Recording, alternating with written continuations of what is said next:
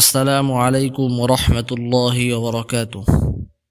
সম্মানিত শ্রোতাবৃন্দ, আশা করছি সকলেই ভালো আছেন। আলহামদুলিল্লাহ, আমিও ভালো আছি। আজকের ঘটনার নাম রাষ্ট্রপ্রধানের জবাবদিহিতা। মুহাম্মদ বিন উবাইদুল্লাহ হতে বর্ণিত, তিনি বলেন, একদিন দ্বিতীয় খলিফা হযরত ওমর রাদিয়াল্লাহু তাআলা আনহুর নিকটে কিছু কাপড় আসলে তিনি সেগুলো হকদারগণের মাঝে বন্টন করে দেন। এতে করে আমাদের প্রত্যেকেই একটি করে কাপড় পান। কিন্তু তিনি নিজে দুটি কাপড় দিয়ে তৈরি একটি পোশাক পরিধান করে খুতবা দিতে মিম্বরে আরোহণ করলেন। কিন্তু শ্রোতাদের অন্যমনস্কতা লক্ষ্য করে তিনি জিজ্ঞেস করলেন, হে লোক সকল, তোমরা কি আমার কথা শ্রবণ করছো না?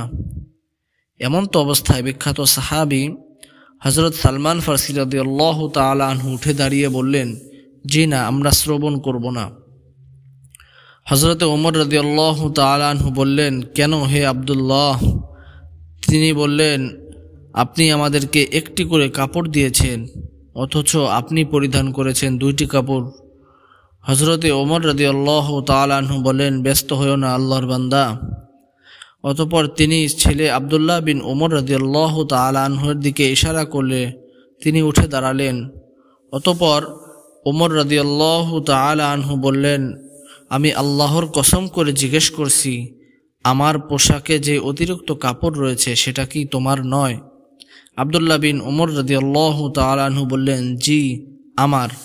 অতঃপর সালমান ফারসি রাদিয়াল্লাহু তাআলা আনহু বললেন, এখন আপনি বক্তব্য শুরু করুন, আমরা শ্রবণ করব।